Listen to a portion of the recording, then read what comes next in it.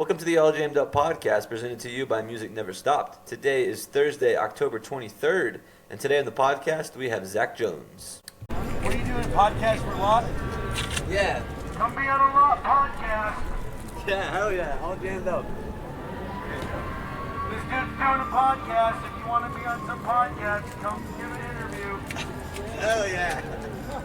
Good morning, fools, and welcome to the All Jammed Up podcast. Today is Thursday, October 23rd. I'm your host, Clint Dodson, and it's Billy Strings Day, baby. Huntsville, night one. I'll be there. Hope you'll be there. If you're listening, and you will be there, come find us on Lot Friday. Tomorrow, we'll be doing a Lot podcast, so come say what's up, come get a sticker, come tell a story, and get on the podcast. And also why I got you here.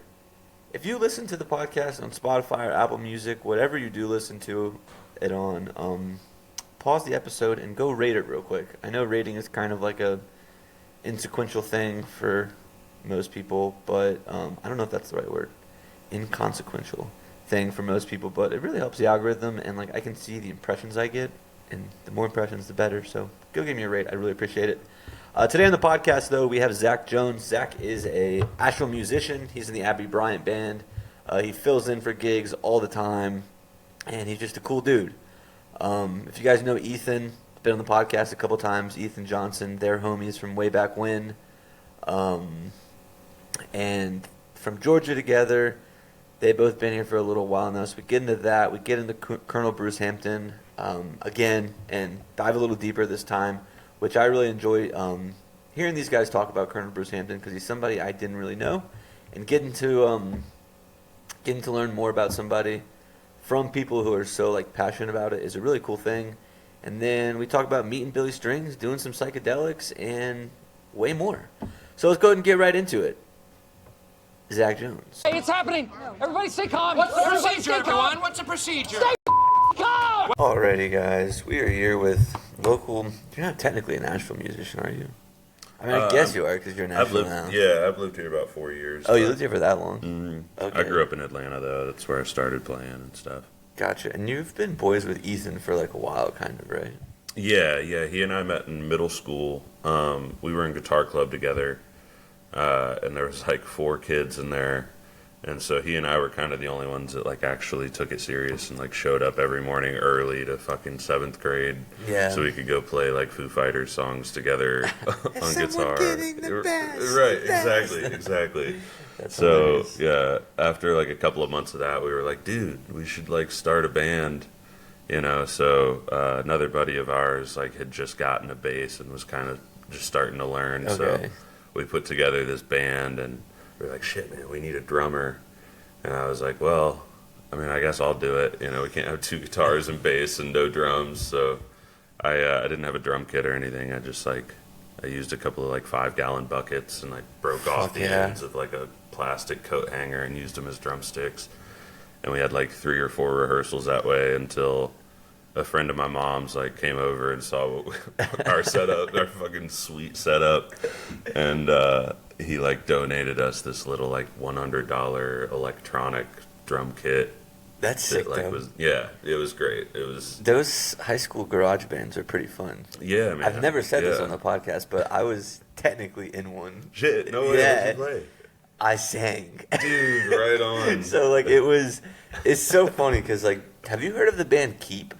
I've not, no. So they're like shoegazy, like rock, I guess. Mm-hmm. And it was my homie Wes who's in that band now, and like my other buddy Weston played drums, and then I had a buddy named Chris who played like bass, and he played bass, like he knew like a Blink-182 song. Right, that was me with the drums, the buckets, yeah. And then I was just like, I'll sing. Yeah. And I was like, we should just like make fun of like pop punk music and do that. And like we would just like fuck around and do shows because like Wes was actually good at guitar and Weston was good at drums. Yeah. And I was like, yo, I'm gonna write a song. Yeah. So I wrote a song, and it was like long enough to be a song. We did a couple covers, and then we were gonna play a show at like some venue in Virginia Beach, and my buddy Weston was like, yo, I can't do this. He was like, you guys are just at the show? No, like right, like the day of. We were like packing to go and like rehearsing, and I was like, I was all excited, and he was just like, dude, I can't. We were literally just making fun of these other bands we were playing with. I can't do it. And we were like 16 years old, and looking back, that was probably the right move to not playing it, but it was funny because the pressure of like, oh, I've got a show today, and then all of a sudden it's like, I guess I don't have a show today. Yeah, I mean, it's like, fuck. So that was my only almost ever played a show, but it was funny because our friend Chris, he played bass and sang for like "Damn It" when we did that song by Blink-182. Yeah. The rest of the songs we just unplugged his bass, and he was just up there like this. Y'all were Metallica. That's literally what Metallica did. Yeah, right on, dude. It was so funny. No, but yeah, I don't know why I've never told that story in the podcast, but that's amazing. It's a funny one. You should like start another band. Well, Wes's band is like, they're about to go to Europe for like a Europe tour. Like the guy that played a guitar in that band, they're like pretty sick. What's the band name? Keep. Yo, Keep. If y'all need a vocalist at any point, let me know.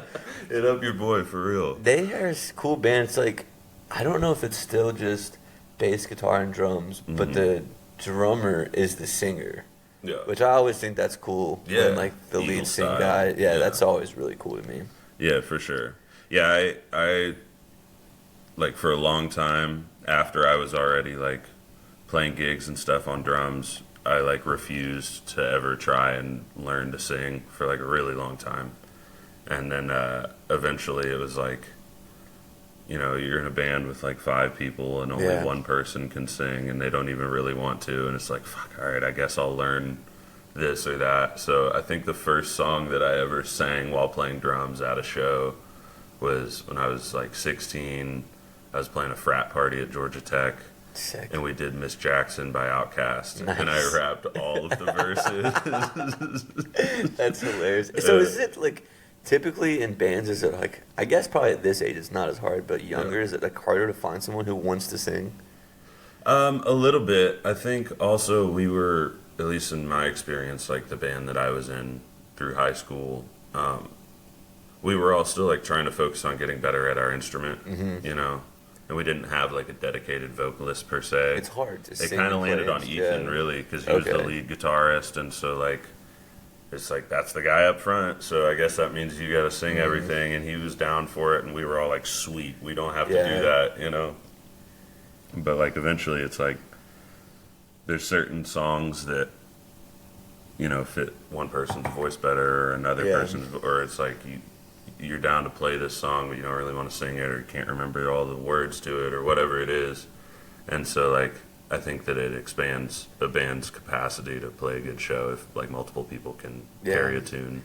I just did the very nasally pop punk song. Dude, I mean, that works. It works, bro. The song I wrote was called "Been There, Done That." Yeah. I think the first one that I, like, sang at a show while playing guitar was, what's the Charlie Daniels song? That went down to Georgia? No. I refused to do that. I was like, that would be gnarly if you guys played that. It was, oh man, I can't remember it now. It was like one of those like old outlaw country style, like talking. Okay. You know, I also learned like Boy Named Sue by Johnny Cash, and like a couple of those were like, okay, I can just carry the chords and just kind of talk and not have to worry about like hitting the notes vocally. Yeah. And like between that and rapping Outkast songs while playing drums, I was like, shit, I might could eventually be a singer. Is so you started on guitar, then drums. Is there one that's like your main instrument? Well, I kind of, because I know you play both. I had messed around on drums a little bit when I was real young, because my parents had gotten my brother a drum set that he never touched. So when I was like 4 or 5, I would go down and just bang on it. Yeah, but I didn't know anything about like playing music, and then the same thing happened with bass. They got my brother a bass. He never touched it. That became mine as well. Yeah. You know, and then eventually I upgraded to guitar when I was probably 12, and that was right before I had met Ethan. So I'd had a little experience playing like drums and bass before, but nothing serious, and.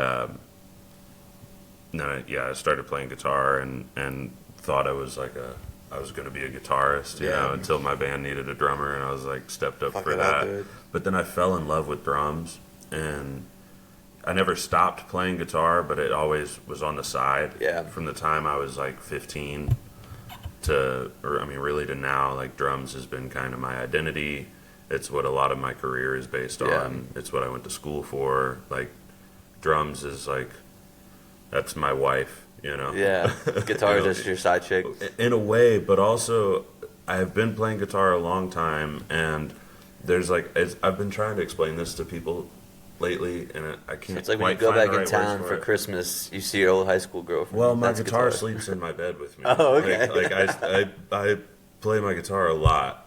I really do, but it's a different kind of thing because at this point, I still practice drums, but it's more so with the intention of like getting ready for a show or like having a studio session where I got to learn these songs or whatever. That's kind of what my drum practice is predicated on, which is great, and I still enjoy that.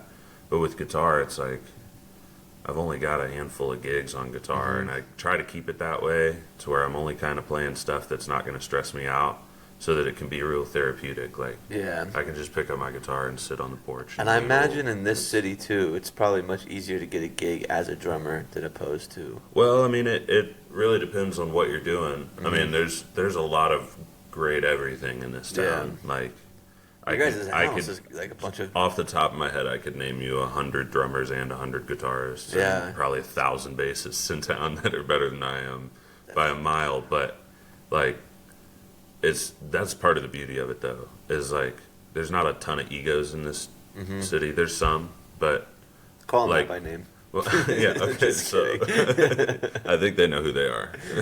Anyways, but like, I've had the opportunity to play with people that are the caliber of musician that I like never believed I would ever have the chance to like even talk to or hang out with, let alone like get to play with. You can say them by name.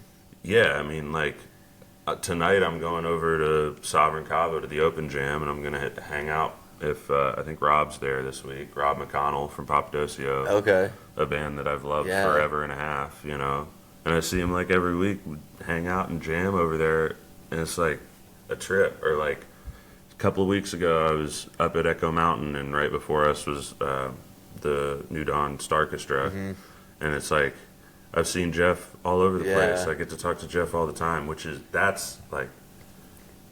that's such a trip to me. Because you and I know Ethan is because we've had Ethan Johnson for the people listening. He's been on the podcast a couple times, and we've got pretty in depth about like Colonel Bruce Hampton. And I know in like the conversations we had, you also are a big fan of like Aquarium Rescue and Union. Yeah, Bruce is. I can easily say Bruce is the most important and impactful musician on my life. Period. Yeah.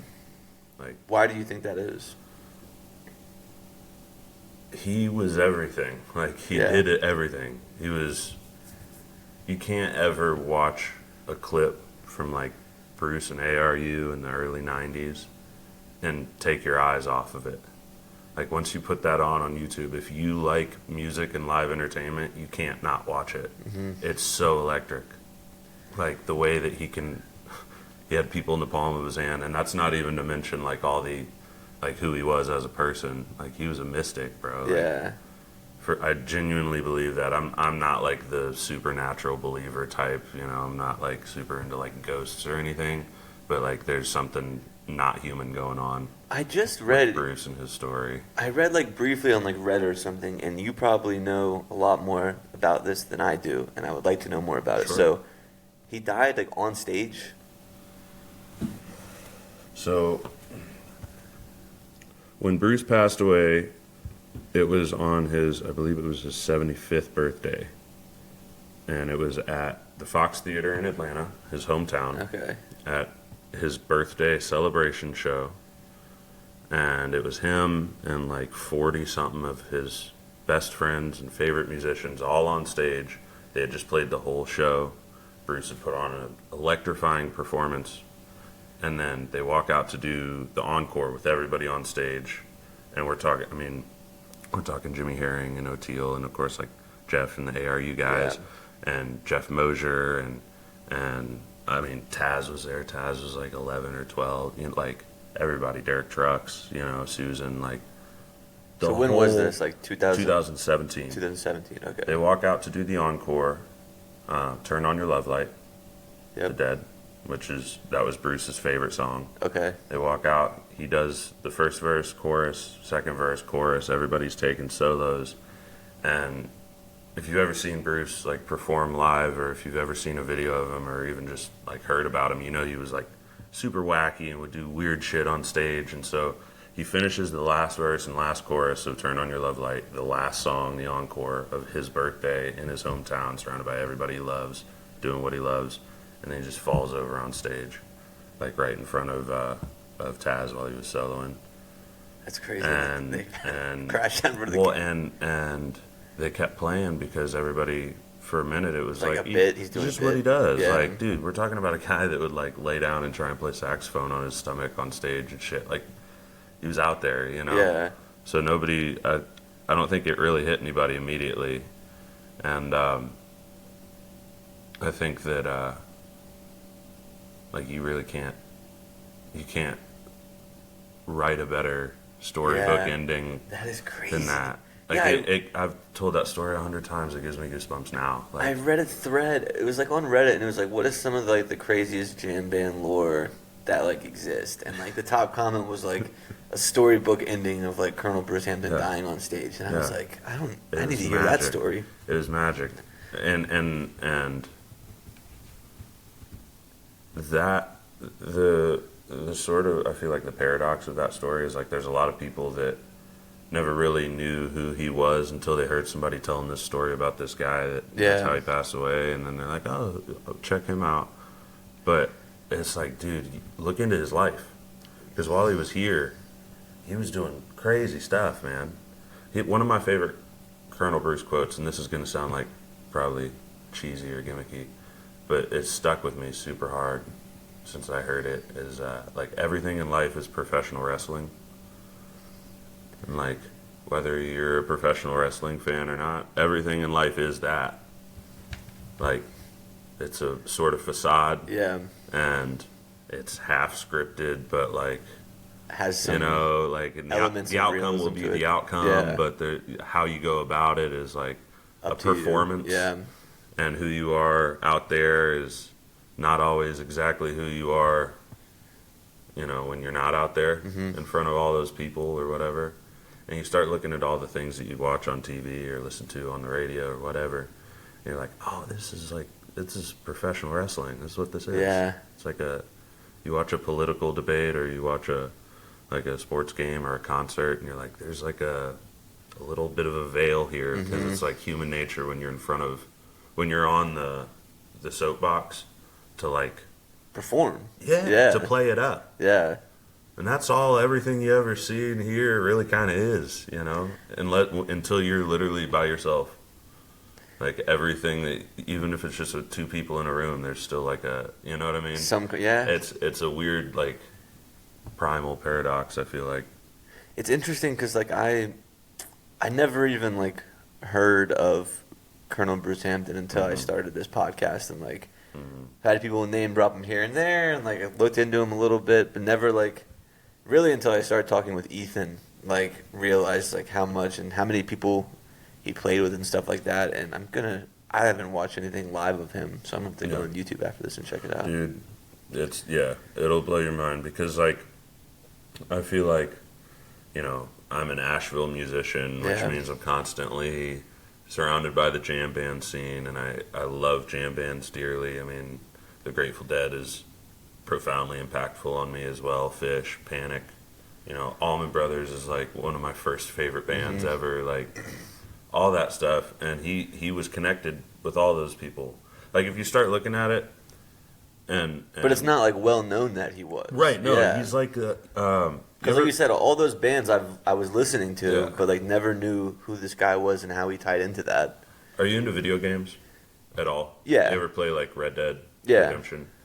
It's like he was like John Marston, like the guy that was part of like historical events, but nobody remembers him. It's like everybody else gets or he's like Joe Dirt, or you know, where they're like that was Bruce. He's like the invisible man that was actually kind of a part of like all that stuff. Like, if you start looking at it, you know, a supergroup is like a collection of musicians from a bunch of different bands that are already famous. Yeah.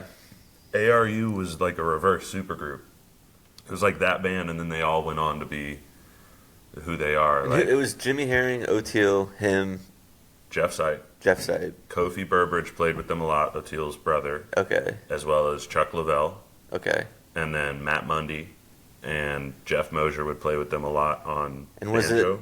Was this Count all Butu on percussion? Rest in peace to Bruce and the Count.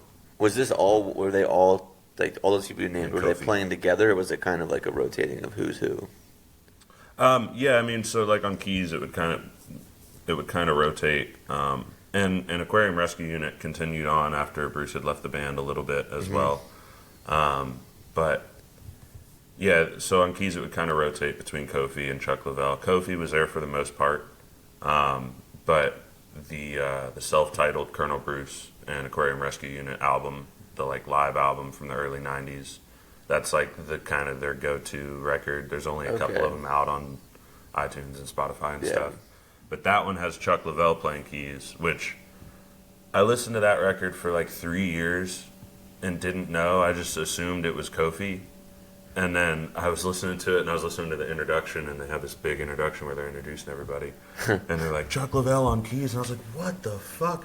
Because Chuck Leavell is like one of my favorite keyboardists of all time. Yeah. He played with Allman Brothers. He's in the Rolling Stones right now. He started Sea Level, which is like one of my favorite bands. Like, Chuck Leavell's that guy.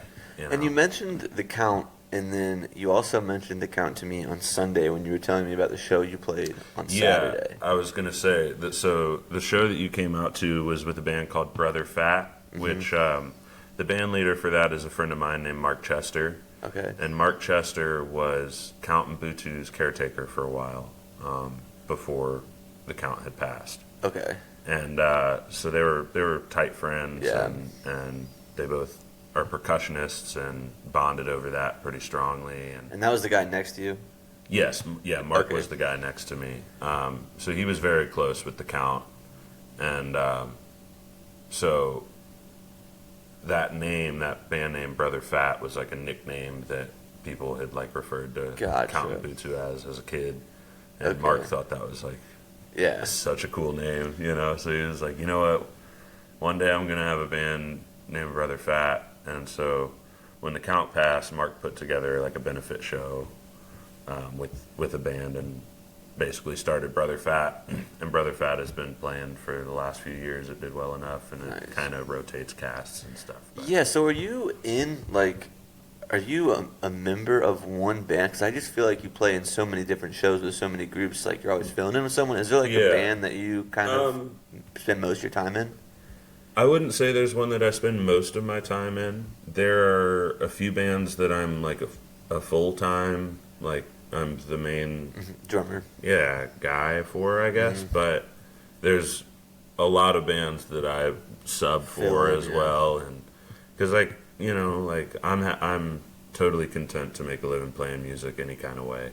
Yeah, like the genre doesn't matter to me. Like I'm happy to show up and be able to collect a couple of bucks to play some music because it's way better than any normal job. But like as far as full-time bands, like right now I'm full-time drummer for Abby Bryant. Okay. I play somewhat consistently with Budograph Spaceship. I'm the main guitarist and kind of songwriter for my new bluegrass band called String Pong, which we're just kind of getting off the ground there. Who's all in that one? That one's me on guitar, Ethan on banjo, and then Colin Presley on mandolin. Okay. And Alex Travers on fiddle. I keep seeing that name, Colin Presley. I don't know if I've met him before. Yeah, so he hangs out with the Millers a bunch and stuff. Okay. He's a fantastic mandolin player and a really good guitarist. He plays with Bear Creek String Bandits a lot, with Bonnie's band. Okay. Yeah.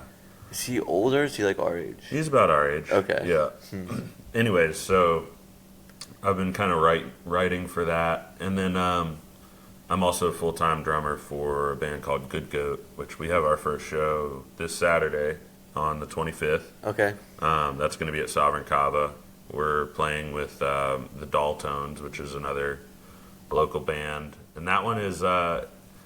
It's like a mix between King Giz and Hiatus Coyote. It's like kind of prog, sort of synthy, but still a little heavy. All original music. That one I'm super stoked about. We've been like writing a lot and trying to get everything together so that we have like a ton of original content, you know?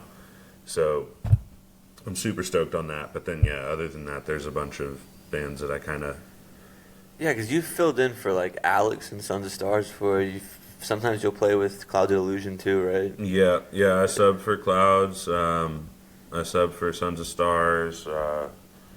I've got a couple other like little bands that I played with once or twice that I've just been lazy about booking, but I really need to get on. Like I've got a Allman Brothers tribute band called the Almost Brothers. Looking at trying to get something going for them as well. But yeah, there's a bunch of... I could go on and on for all of the artists that I sub for, but I just try and make myself as available as possible because, like, I don't feel like I'm in a position yet. I'm 25. I don't feel like I'm in a position yet where I can turn down an opportunity. Yeah. I'm too rough on myself for that. You know what I'm saying? And, like... It's a good mindset to have. Well, and even if I'm not going to get paid super great, but I want to do it, or vice versa, I don't really feel like it, but I need the money, I'm going to say yeah. Yeah. At least right now. You know, until I'm in a position like some of the people I know that are fortunate enough to get to, like, really pick and choose their gigs. Now, do you ever have instances where, like, you get asked to do a show, you say yes, day of comes around, you're just like, ugh, I don't want to do this, but then you, like, start playing, and it's just, like, happy to be here. Like, what's... Because I give so many commitments to myself, and the day comes, and I'm just like, fuck.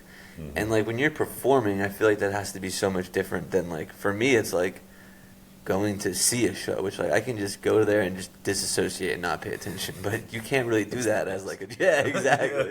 But, like, as a drummer, you can't... Like, you have to be pretty engaged. Yeah, no, definitely. Well, I mean, the way that I rationalize it personally, and this, like... as a kid, I didn't have a ton of discipline. That's been like a struggle in my life, is like being more disciplined in decisions that I make. But that one, the way that I rationalize it is that, like, if I'm gonna play, and especially for people, but even just like in my room, like, I can't just not give 100%. Yeah. Like, there's been plenty of times where I'm even in the middle of playing on stage and, like, something happens or something crosses my mind where I'm like I get totally disengaged for a second from what I'm doing, but instantly I have to, like, snap myself straight back to, like, fully tunnel vision focus, like, because otherwise the only person that I'm hurting by not trying the hardest that I can is myself. Yeah.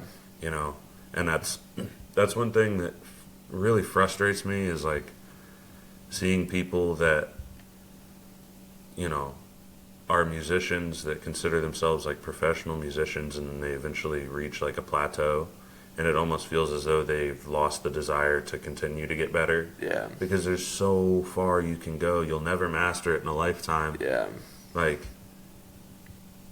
way better musicians than anyone you know have died in the process of getting better. You know? Like, and I feel like, at least for me, the way I look at it is like I owe it to music and how much it's given me to, like, give everything I have to it, even if I don't want to. Yeah. Like, even because I fight that all the time too, dude. Like, I hate getting out of bed a lot of times. Not for hating my day, but because I'm comfortable in my room. Yeah. You know, I was asleep before we did this. Nice, dude. Yeah, right. You lay your head down on the cold side of the pillow and you go, "Fuck, dude, I don't want to go anywhere." But it's like, I owe it to the people I do this with. I owe it to myself first and foremost, of course, and I owe it to the people that'll never know that I did it. Yeah. People that aren't even around. Like Bruce, great example. He's dead. He never knew me. I never knew him. We never met. But I owe it to him to, like, do the best I can. Nice. And do you find too, like, having, like, friends, like, as close as you are with Ethan, and then, like, you live with a bunch of musicians too, that, like, you guys kind of, like, get that energy to keep going off each other? Because I imagine, like, at times it has to be, like, at least this is, like, my thought of thoughts, is, like, you keep doing these shows and like 15, 20 people come, and something that's got to be hard to get like fired up for something. It's like 8 people are going to be there. We're playing at the Asheville Music Hall at midnight. And it's like, it's got to be tough sometimes to get fired up for those shows, right? Absolutely. But the way that I look at it is, and this might sound like harsh or something, but, and I don't mean it to, but in a way I sort of like put the audience out of my head. Mm-hmm. You know, like I'm aware, and I genuinely at the bottom of my heart, I hope that everybody has a great time and enjoys listening. But the way that I stay on level with like being motivated and ready to go and excited to play is like focusing on the people I'm playing with. Yeah. You know, which I was thinking about this on the drive over here, like how weird it is that one of the main changes over the last like 20 to 30 years in music is that like bands stopped getting marketed, and now it's like solo artists, even if it's a band. Yeah. You know what I mean? Like for some reason, people, like the general population that's listening to whatever kind of pop music, they're drawn to a name rather than like a band. Even like Billy Strings, like it's just like he's using. Right. Yeah. And but that's cool because I mean Billy's the guy, he's writing most of that stuff, you know, like, and that'll be Billy Strings even if there was different, you know, lineups of that band. Yeah. But it's like I think about like even with like hip hop, like one of my favorite hip hop artists of all time is Wu-Tang Clan. It's not one artist, it's 9 dudes, you know, like, but I don't know if that would work anymore. Like NWA or Public Enemy or, you know, or Mobb Deep or like, it's like there's still crews or whatever, but it's like everybody's even like and you country think of country like, music's the same way too. Like if you think of like the ASAP like group, they're all like their own ASAP whatever. Exactly. And then like exactly TD is all like different guys. Sure. Too. Yeah. So it's like you're right. They have like their groups, but individually. But like how like unless you're an ASAP fan, you can really only name one guy. Yeah. Maybe 2. ASAP Rocky, ASAP Ferg. Right, exactly. I don't know anybody else. Yeah. Right. The one that passed away. Whereas like maybe I'm the nerd, but I can name all 9 members of Wu-Tang Clan. But no, but like it's just it's an interesting change in I guess in the industry in that sense where like. And there it's a shame because there's like really great bands out there that are seen as like a band entity. Like King Giz is a great example of that. You know, where it's like, or Hiatus Coyote, or like, you know, even Fish, older but they're still doing it. And it's like you can't really look at Fish as just one of them. You know, like I love all of them individually. They're all great players, but like. There's a big difference between Tab and Fish. Yeah. You know what I mean? So you started doing like Foo Fighters though when you were like in 7th grade, you said. Yeah, it was how did we get to like the jam band? Like what kind of got you to where you're at now and with what you like musically? So we started with like pop punk. It was Foo Fighters, Blink-182, Green Day. Like those were kind of the first things I was learning on guitar when I kind of realized like I like playing music and I want to actually try and focus on it and get better. So I started with that stuff, but really at the time I was into like metal music. Okay. Or like I guess what you would call hard rock. I hope the metal elitists out there don't come for me for calling Avenged Sevenfold a metal band, but like it was that kind of stuff, you know. I liked the drums still. I wasn't playing as much, but like there's something about like really flashy metal drums with the double kick and the, you know. So and fast. And when I was like 12, I was like fucking awesome, you know. Like, I used to listen to a band called Atreyu a lot. Yeah, dude. I had a couple of their CDs. Yeah. I stole out of my brother's bedroom. X's and O's, that song's a banger. Yeah, dude, because like my parents, God bless them, they were like, "Oh, you're not listening to that devil music? Like, no way." And I'm on LimeWire. I had to sneak it. Yeah, exactly. Like. Yeah, dude, ripping stuff off of YouTube to MP3. Yep. Yeah, that too. Once that came out, after LimeWire was so much better. Yeah, absolutely. Yeah, before that, I was like burning CDs and putting them in a CD player, you know, on the bus and shit. But so I was really into metal because it was flashy, and then that kind of led me into hip hop as well, because it was like rebellious. Yeah. And I was like having that phase, 12 to like 14. Mm-hmm. And then around the time I was 14, I had like started smoking weed and going back and listening to like the classic rock that my parents didn't really expose me to, like the Jimi Hendrix and the Steely Dan and the Pink Floyd and the kind of psychedelic side of things. And I was 14. I was like, dude, smoking weed. Let's take some acid or something, dude. Yeah. And I really fell in love with Hendrix before I kind of discovered the Dead, and that kind of did it. Like Electric Ladyland. I listened to the first time I ever tripped. I put on Electric Ladyland, and like just that intro, the swell into the album where it's like, it gives me goosebumps now thinking about it. Like, I was like, what the hell is this? Like, why have I not known this my whole life, All right, and then I had listened to Animals by Pink Floyd, which was an album I had never heard any of. And I was like, bro, like, where has all this great music been my whole life? Like, I need to take this serious. Like, there's so much you can do. I had learned so much about the power of music through those young psychedelic experiences, and I was like, it's a conversation is really kind of what I pulled out of it. Whereas like before I had looked at it as like art, look but don't touch. Like, you're not part of it. You just get to witness it. And then it's pretty like profound for a 14-year-old. Well, but I mean, it hit me hard, and that speaks to, although you got to be real careful, it speaks to the potential power of psychedelics and healing properties, especially with something that you're passionate about. Psychedelics at 14 is crazy, I would say. Yeah. I may have been 15. 14, 15 was my first experience. But all 15-year-olds listening. Yeah, don't.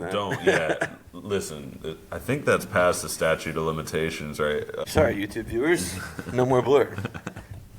15-year-olds, don't do acid. Yes. Wait till you're 16. Yeah. No, listen, genuinely, I got very lucky. I got really lucky that it didn't go bad for me, because I've seen it go bad for people before. Even like when you're older, like some people it's just not meant for. Well, and this is God's honest truth, I'm not just trying to be politically correct here or whatever.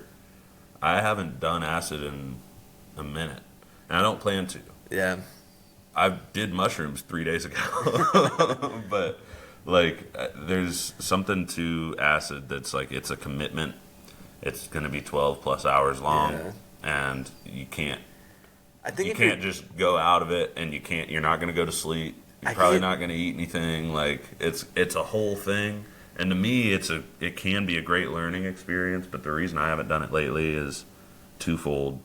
The last like 2 or 3 times I've done it, I was with somebody having a horrible trip, and it was just like a bummer. Yeah. And I was like, this feels like a sign to take a break. And the other reason is that like I don't feel as though I'm in a position right this moment where like I feel like I know the things I should be doing better, and acid kind of amplifies that in a way where you're like, okay, here's all the things that I need to be fixing about my life. And like I know I'm in the process of working on those things, but that takes like a focused mind on that stuff rather than like being like, oh, I'm just gonna do it, I'm gonna go have some fun, drop some acid at a Billy show or whatever. I think when you start doing acid to like get fucked up and like have fun, it's like sad. It gets really sad. It's dangerous. Yeah. Shrooms, because I feel like shrooms, you can eat a couple of mushrooms and maybe drink a few beers and kind of get yourself out of it. Well, here's the big thing: you can control your dose. That's what people don't. Yeah. Nobody ever talks about that. Like, but sometimes the mushrooms will sneak up on you. I've taken 2 or 3 tabs and not felt really much of anything, and I've taken a half a tab and like, trip dicks for real. The last time I did it was you never really know your dose. Like you said, you got to do it. Like I feel like you have to do it early. And Chloe and I like went to brunch, and I had brought some, and I was like, maybe after brunch you'll want to do it and just walk around downtown today. Right. So we finished brunch, and we were at like Tupelo Honey or something like that downtown, and we finished eating, and I was like, you want to do this and walk around town? And it was just a half a tab too, and it lasted. That was at like 10 a.m. Mm-hmm. We went to a show at Music Hall at like 9. Yeah. And by the time we got to the Music Hall, it's like finally like we're out of this. Right. Like we made it out of this. But it gets to a point where it's like just end. Like, yeah. just No, that's over. Have you ever had like a false ending to a trip? Yeah. Where you're like, all right, I'm sober now for sure, and then like a half hour later, you're like, what the hell? Like, we I'm were hitting a second wave. We were downtown, and it was like 4 p.m. and I like felt good, and I was like, I'll drive us home now. We can go home. And I'm on these back roads, and like I start talking, and I'm like, it's not over. And she's like, yeah, me too. I didn't want to say anything. Let's pull over. Yeah.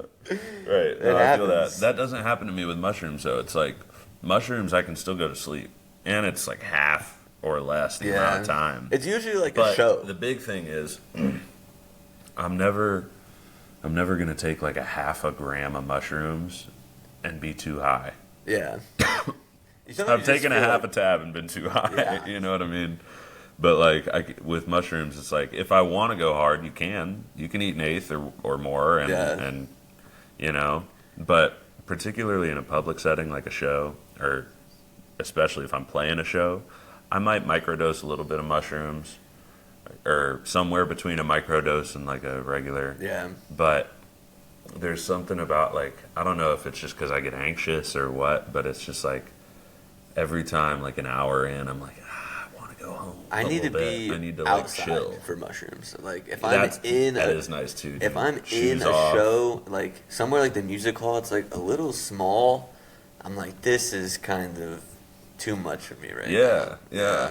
No, I feel that. Definitely. But I haven't done mushrooms other than like someone being like, hey, you want this little stem? Like I haven't done like a proper like dose in kind of a long time. Yeah. No, I mean me too. Going to Halloween next week, so hey, we'll see. Who knows what's in the cards? Yeah. No, but like I really enjoy the very mild body high and uplifting sort of mind high of like a super mellow dose of mushrooms. Yeah. It's nice, but that's me. I mean, and none of this is me like putting down acid. Like it taught me a whole lot. You know, I learned a lot about life the first couple of psychedelic experiences that I had. Like it sort of shaped my whole belief system. Have you done DMT? A couple of times, but never like to completion, so to say. Yeah, you know, like that one's. I like that. It's very intense. It got passed to me. And once I didn't even know. Oh. Yeah, dude. Yeah, somebody handed me a fucking cart, and I had no idea. You tasted it. It tastes like dog balls. I was like, what is that, bro? I was like, take that back, dude. We were like front row at a Billy show, basically. I was like, no, thanks, dude. Not the time. You're right. I'll take a nap later, man. Yeah, that's an interesting one, though, for sure, though, too. Yeah. So we talked kind of about like struggling with shows when there's not a lot of people there, and like we had that whole bleak conversation. Sure. On the opposite end of that, a show like The Pocket Full of Gold that you guys had at One World, like when everyone's super into it and like you guys are leaning into like the clothes and everything. Yeah. What's that feel like?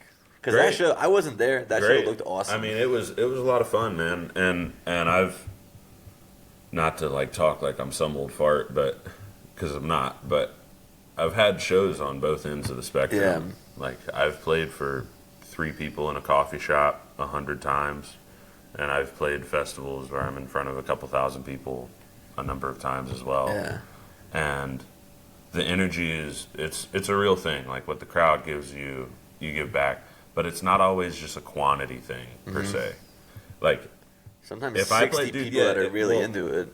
Dude, 10 people, but they're going hard. Like I've been in the audience for like hardcore shows when I was a kid, like punk shows, and I'm not kidding. There's a mosh pit of like 4 people, but it's awesome, and the band is like, "Fuck yeah!" Dude. You know, you seen that? What the fuck is up, Danny? That's hype, dude. I love that, and there's like 10 people there, and then I've also, you know, I've played festivals where like there's a few hundred people, but they're all spread out, and everybody's kind of it's early in the morning, and it's like. You know, and even though there's more people, it's like a bit more of a chore to get through.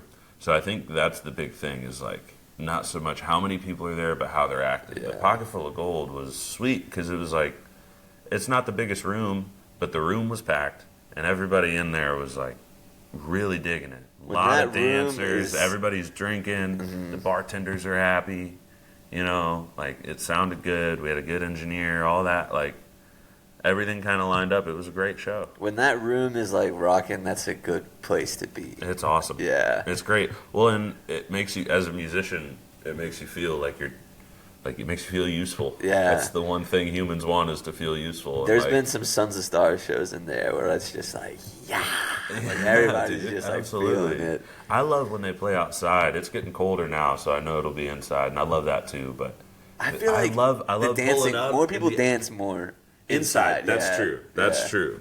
The vibes are usually It feels chiller. bigger almost outside though. Yeah, with the tables. I don't know. It's a. the outside's I love them nice both, because but- it seems like it's more like everyone's talking, everyone's like happy to see each other. It feels like the lot, dude. Yeah. Yeah. And then inside, I do feel like gets more energy. It's That's usually true. pretty low key outside. That's true. But it is like there is something about like just being out there, and Yeah. it's nice. And Well, and I really enjoyed that the like all day thing they did with the Miller Sisters and then Coyote Rodeo. missed that one. Oh man, it was awesome. Yeah. I hope that they do more stuff like that. Yeah. You know. Was that inside or outside? That was all inside. Okay. But it was all day, pretty Yeah. much. And then they still had a late night band after, I believe. But it was just cool. It felt like a festival, like a one off, and on a Yeah. Sunday too. Like That's where we Never- did the All yeah. Jammed Up thing this year. was- yeah. And that was good. I love that venue so much. Yeah. Shout out One World West, and One World Downtown's really cool. Go to One World West now. Get the All Jammed Up beer. Yes, do it for real. It's good. It's delicious. Yeah, no, I love that spot, and when it gets filled up, whether I'm playing or if I'm just there for a show, Yeah. like even the J Lloyd mashup that's been going on there on Mondays for however long, it's like you never really know on a weeknight, dude. Like even Sovereign Kava, it's like on a weeknight you never really know. Now, do you guys- There's been Tuesday jams where it's like super dead in there, Uh-huh. but then the jams are fucking gnarly. There's been times where it's packed out, but you know everybody's kind of nobody's really Yeah. locked in per se. Not from the house band, but I just mean of the jammers because Mm-hmm. it's people coming up all the time. House band is always ripping there, and I'm not like for real. The Lactones, I love y'all. But yeah, it's you never know what you're gonna get on a weeknight. And that's part of the fun, dude. It's like a little box of mysteries every time you go out on a weeknight for a show or a jam, like or a Sunday. You know, Yeah, I've talked about it a bunch in this podcast, but like that's the coolest thing about Asheville. Is like every night there's something good going on Dude. somewhere. I see live music six nights a week, and I get FOMO Yeah. all the time. Yeah. I had to Like- like scale it back. So I was like, and because like you said, you'd like start being like, oh, I can't miss this one. And if you have that mindset, it's like every night you're going to be doing something. 100%. But it is like one Monday night I went to like the Alex Bazemore and Friends, and like 3 dudes from Yonders pulled up and just like started playing. Just with me. 'cause. Yeah. Yeah. The other day that Kingfish dude was at One World Yeah, West bro. just cause. Dude, I'll tell you one that still blows my mind. Did you ever go to Tuesday Night Funk Jam at Music Hall One Stop before it had stopped? I've only been here for a year. Okay. So right around the time you moved here is when it stopped. But before that, for like 20 years almost or something like that, was the Tuesday Night Funk Jam at Asheville Music Hall and at One Stop. And when I first moved up here, part of the reason was because of that jam. It was Okay. amazing. At the time, Felix Pistorius was living in town, one of my absolute all-time bass heroes. The guy's incredible. Jamar Hill was playing a lot in town, another keyboardist that was amazing. It was Ben Bjorley, it was Lee Allen, Josh Blake was kind of like hosting it. And it was a super, super important thing to me. I made it out there every single week. It was huge. And one time, we were at the One Stop, this was probably 2 years ago, and Ghost Note had just played at Sierra Nevada. And they all pulled up to the Tuesday Night Funk Jam in the One Stop. And I've never seen it so slammed except for maybe AVL Fest. Like that's the only other dude, a line like out the door and up the block at the One Stop because Ghost Note all pulled up. So Sharky came, played guitar, and Sput was playing drums, and like Mo Betta, Maurice Brown, trumpet player, was there, Grammy-winning trumpet player. Yeah. Like, and they all just pulled up to play play a Lettuce song or whatever. It was some of the dudes nuts, from man. Green Skies just like pulled up at like Barley's or something when they were here, which Dude, is I'll tell you a good one. So I was heading home from Funk Jam one time about 3 years ago, and I was driving by, you know where the Yacht Club is, next to Jack of the Wood. Yep. I was driving right by there, and it's 2:30 in the morning, something like that, on a Tuesday night, and Billy Strings is standing outside the Yacht Club talking to some guy, just two of them. And I'm like, I did like a triple take. I was like, what the fuck? And the light turned red, so I pulled up, and I'm right there. And there's like nobody on the street. It's the middle of the night in the week. And I had forgotten, I guess, that Billy was in town for the Brian Sutton camp that he was like teaching at the time. And so I pulled up at this stoplight, and I rolled down the window. I was like, hey, Billy. And he was like, what's up, man? And like ran over and like leaned into my truck window. Dude, he doesn't know me. Yeah. But he was like, what's up, dude? What up? I was like, bro, I'm a huge fan. Like, I love your shit. And he like turned and looked. He's like, I see you got your drums in the back. You coming from a show or something? I was like, yeah, dude, if you're ever around on a Tuesday again, like, definitely check out Funk Jam. It's like the coolest thing ever. And he was like, yeah, it's great. I was like, dude, love you, man. You're one of my absolute heroes. And then the light turned green and I drove off. I was that like, is cool. bro, like, I didn't even listen to music. Though I was living in Silva at the time. I drove a whole hour home, didn't listen to a single Just thing. I was just like, replayed the holy memory. shit, that was so cool, dude. Fuck yeah, bro. Shout out Billy, man. Like, he's such a cool guy, dude. I'm going, Like, as this comes out, this will come out Thursday, I believe. Yeah. I'll be seeing him. Yeah. Yeah, Are you going out? Yeah. I'm not. I wish I could. I've got work and gigs and stuff. But, but yeah, that's going to be sick. And I'll definitely, obviously, be there when he comes through town. That's the hard thing about being a musician, I feel like, is you guys have to miss a lot of shows. Yeah. If it's not here, I guess. Yeah, there's a lot of shows that I miss, but I will say there's something to playing a show, even if it's not. Like, if your favorite band's in town and you really want to go see them, but you got to go play this show you don't even really want to do, like, there's still something special about that. It's like you're making the choice to be more like the person that would be spending your money to go see, you know? Yeah. Like, and also there's a thing that happens, and this may just be me, but there's a thing that happens a lot of times when I'm at a show, and it's like, it's awesome, and I'm digging it, and then I reach this point where I'm like, fuck, I want to go home and play my guitar right now. Yeah. Like, I'm feeling inspired. It's a beautiful thing. But I'm like, look how good they are. I should be working. I need to be working right now. That's a good mindset to have, dude. Like, Yeah. I got to catch up. I always feel like I got to, you know. And maybe that's like I don't know, that's just my competitive nature in a way. And it's not in like that should be me, but it's more like look how much better I could be. Yeah. Like, every time Billy's a prime example. I've been to like 50 Billy shows or something close to that. And every time I'm like, I love it. And then as soon as he's done, I'm like, where's my guitar? I need to do it. I need to go work. Yeah. We're coming up on our time, but I want to talk about one more thing before we wrap up. Winter Jam. It'll be my first time going to that since living in Asheville, and the lineup came out today. Did you see it yet? I've not. Okay, here we'll go through it real quick. Yeah. I know We're going to do a smash or pass. Well, I just want to like know a little bit about it. Winter Jam 2026 Asheville. That's what it's called, right? Winter Jam. I believe so. I think I gotta go. I think this will probably be my first one too. Yeah. I know, obviously Warren Haynes, and then it's like Stone Temple Pilots, Love. and then Haven't seen them live, but love their records. Daniel Donato, MJ Linderman. Did you go see MJ I the did other not, day? no. Yeah. Me neither. I wanted to. If I can find it, where?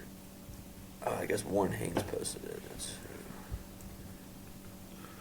But yeah, I can tell you, I mean, this is not an official announcement by any means. Don't take it that way. But I would imagine, I would have to guess, that with Warren being in town and it's kind of tradition, that likely Mike Barnes and or Jack Muscari may be around for that as well. Those guys are both two of the best guitar players in Asheville, period, and good buddies with Warren. So Yeah, it says Warren Haynes and Friends, and then a very special Christmas Jam tribute to Phil Lesh with Warren Haynes, Graham Lesh, Jimmy Herring, John Molo, Jason Crosby. yeah, And then the 3 other bands that I mentioned too. yeah. I mean, first of all, what a lineup. You know what I'm saying? And for anytime you get Warren and Herring on the same stage, it's trouble is a brewing. You know what I mean? Like, I love those guys, and they both have such distinct styles that I've loved for so long. I mean, everybody on that list, and for it to be a tribute to Phil is only fitting. Yeah. You know, that was a tough one, man, losing Phil. It was almost close to like a year to the day. I guess still a couple weeks away. Yeah. Because it was at Halloween when I found out. Yeah, man, time is a trip. It really is. But yeah, man, that's gonna be a lot of fun for sure. And So you've Warren never been to always one? did. No, I've not.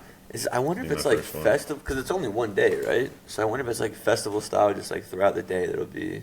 I think it's gonna probably be very like family jam-esque. Everyone's Okay. sitting in with everybody. It's sort of a big, end of year blowout sort of deal. But yeah, shout out Winter Jam, man. That's gonna be awesome. Super excited to go see that. Maybe we'll be able to interview somebody cool that week for the podcast. Yeah, man, definitely. Cool, Try dude. and shake a couple of hands or whatever. Yeah. Nice, man. Well, we made it to our time. We're almost at an hour. Right on. Like I said, this comes out Thursday. I know you said you had a show Saturday. Is Yeah. there anything else you want to plug before we wrap up? Yeah, man. So Saturday at Sovereign Cava on the 25th, we're playing with the Daltones. Definitely check that out. Like I said, that's all original music. It's sort of got some prog elements, some rock elements. That's going to be a lot of fun. So definitely check that out. And then other than that, I don't really have anything brewing until mid-November. But yeah, man, keep an eye out. Check me out on Instagram at the Z Jones. All my stuff goes on there. And yeah, thanks for having me on, man. Yeah, Love the dude. podcast. It's a blast to listen to every time. I still go back to the episode with Stephen Miller. If you haven't listened to it, go do that. We'll have to do you and Ethan next time. That'd be great, That man. would be a I'd fun love one. to. Yeah, we can talk more about Bruce. Hell yeah. that'd Well, be thanks great. for coming on, dude. Yeah, man. Thanks. You just got jammed. Alrighty, everybody. Welcome back from that interview with our good buddy Zach. Yeah, how lovely of one. Yeah, you I'm didn't excited listen to to hear it it. I yet. wasn't. I was at work, working like a bloomin' bee. Working like a bloomin' bee. Probably no outro song today because I still haven't heard back from Spotify in regards to the Kindle Street song. But yeah, you guys will be okay. Yeah, we'll get it back on there eventually. I emailed them again today, so We have a nice and quick Chloe's Corner because if you're listening to this on the day it comes out, we are on our way on our big endeavor. We are Billy bound, Billy Bound, yeah. and you will be hearing the next Chloe's Corner after all this trip is going to be probably very long. Yeah, and honestly, we'll probably do a whole episode with Nice. Chloe. Ooh. But the schedule is still TBD. There will be an episode. I believe Monday will be a lot podcast from Billy Strings, Mm. and then I believe Thursday will be maybe Jamie Buffett, Nice. and then maybe we'll take Monday off. So I'll keep you updated here, keep you updated on Instagram. But if I miss an episode, Sorry, but it happens. and shouts out to episode 80 today. Ooh. That's pretty cool. That is really awesome. You're really cranking through. I know, you're telling me. So it was kind of a good week for new music this week. I won't go into like reviews of them, but Drayton Farley has a new song called Turn Around. I did really like it. I like that Drayton Farley guy. Very good. cool sound to his voice, yeah. And then Nick Shoulders released a new song, Tatum Spring. Kind of sounds the same vibe as I thought about it, didn't write it down. Kind of sounds the same as something else that he wrote, but I think they all can do. But I still really like it. Nick Shoulders is sick. This little band I like, Top House, they released a whole new album, Theory and Practice. I think it's nice. They're a fun band to listen to. I think that they have a violinist in that band, and he kind of reminds me of like if Brian Roy went to like Cambridge or something. This guy did not go to Cambridge, but he's like very... That's the vibe he gives off. That's the vibe he gives off, and I think he's really talented, and I got chills a lot listening to this album, so I think they're really talented musicians. And now we can get into the conversation part of our Chloe's Corner. We did go to a lot of music this week. We did. Friday we did Psychedelic Circus. Friday we did Psychedelic Circus. Shouts out fucking Cloud Chaser. Yeah, so Ethan from the Snosberries kind of gave us a little warning before they went on, you know, like, oh, the Cloud Chasers may scare people off. People aren't really going to know what to expect, what to make of this. They were sick. They were honestly both very talented musicians. I've decided math rock is confusing, but I think that's the point. Yeah, I don't know if that's a real thing. They just call it that. No, I do believe it's like a thing. Other people are doing math rock? I brought it up to my friend Theo the other day, and he mentioned that he had heard of math rock. Math rock, characterized by complex rhythm and time signatures. Yeah, so I thought it was something about a time signature. I could never think of the words time Frequent signature. tempo changes. Which they did. And a blend of technicality and emotional expression. Yeah, so I agree. I think they hit all those points. Honestly, it was really cool. And we saw Swerve there as well. And they played a lot heavier than what I thought they would play, but I really, really liked it. Good, yeah. I've been going down a bit of the rock train lately, and it's been kind of fun. Yesterday's close. We saw Yesterday's Close this week. They at the Grey Eagle. That was also really fun. The boys were kind of on their sad boy hours, and it was super, super sick. It's nice to see them jump around and have so much fun. They were good, yeah. They're super fun at, like, the expression of them was super, super cool. It's nice to see Jackson kind of get into the heavier. It was fun. Yeah, it was super fun. And then we also, Mustang and Sugar. Yeah, stars of the show. Oh my gosh. That was an incredible show. It was so Cold. intimate. It was very cold. So intimate, so beautiful. Alex got up and played. Tommy did. Okay, so I missed that. Because I saw a video of it. I missed it too. And I was like, that's definitely Mustang and Sugar, like, with Tommy in between them. And where was I? Because I was front and center the whole time except for when I was getting beers. Yeah. And it was dark out in the video. I saw Jason, and we didn't leave early. No, we left at the end because they played Sugar Shack at the end. Yeah. And we, like, watched. We were there from setup to teardown. Where did you see Jason? What Jason? He dropped off the chairs on Monday, and he was like, how was it? And I was like, it was sick. Alex sat in with Sugar, and he was like, Tommy too. And I was like, yeah. And I was just like, because I was a little drunk. I drank a little bit that night. And I was like, I don't think I was that drunk. I was so confused because maybe we were I kissing saw, in the corner or something. Maybe. Yeah, I don't. Rats.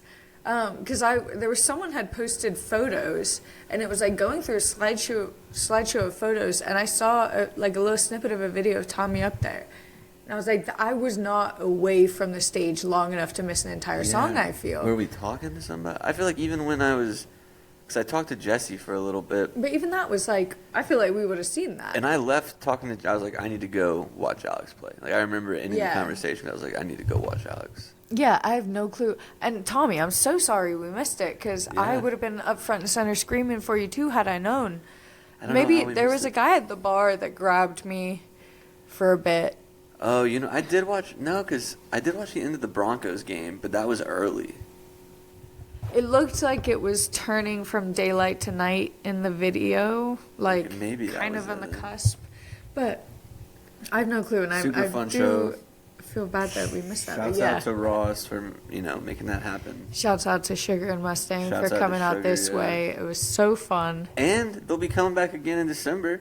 Winter Jam. Winter Jam, or for the Christmas show? Is that what it's called? Yeah. Winter Jam? Christmas Jam. No, I think it's... it might be Winter Jam. It's one Christmas of the two. Winter Jam? Christmas Winter Jam. Yeah, Kwanzaa, so they'll Hanukkah be Jam. back. I've already got the date in our calendar. Yeah, that's going to be fun. Yeah, so good vibes all around. I'm really excited for this trip we're about to go on. Yeah, guys, if you're going to be in Huntsville, which I think a lot of us are, on Friday... Yeah. Friday we'll be set up doing a lot pod. Come find us. I will have beers. Look right behind Chloe. You can see a whole bunch of beers there. Along with all of our other stuff. Yeah, I'll have One World beers for you guys. So come say what's up. I'll have a couple beers with you maybe. And we can tell stories and have fun. I'm so excited. I can't wait. Oh, I can't wait to dance. Yeah, and if you don't want to be on the podcast, come say what's up. Come get a sticker. Come give hugs. Come get a beer. And then, like I said, Monday that Law podcast should go out. Granted, I get this place to edit it all. Yeah. But I'll do my best. Yeah, we're going to try to cafe hop and figure out what we can find. Well, we'll have a along the way. hotel Sunday night. Yeah. So maybe, worst case, I can do it then. Because the football game, is it a 4 o'clock game? It's at 3 technically, because we'll be in New Orleans. That's how it works? Well, it's 4 here, and they're an hour behind us. So, like, time zones. It's kind of confusing. So to them, it's 3 o'clock games? It's not 4 o'clock games? Yeah. Okay, that makes sense. That's nice, 3 o'clock. We got the whole day left after it. Mm-hmm. Nice. It'll be over like 6:30. We can get dinner and then go back to the hotel. Beautiful. Yeah. Oh, have fun. It's going to be a fun weekend. Fun Yeah. week. Fun weeks. Fun 2 weeks. Yeah. We're going to be burnt out by the end of it. Yeah, I was thinking today, I'm okay to leave Halloween post Goose. You don't want to see Dan Donato? They play till 11, and if we're wanting to drive, and we see Dan Donato a lot, we could probably do first set. It looks like they got quite a long slot Yeah, we'll there. see. We'll see how we feel. Yeah, I was just thinking for driving purposes, I want as much time to sleep on Monday as possible. You can sleep in the car. Not comfortably. I don't sleep in the car like that. Sometimes you do. I get sick. If I fall Yeah. asleep, I wake up and then I throw up and then I'm miserable for 6 hours. We'll figure it out. Yeah. Yeah. Alrighty, guys. Have a great weekend. Come find us. And remember, wherever you are right now is exactly where you're supposed to be.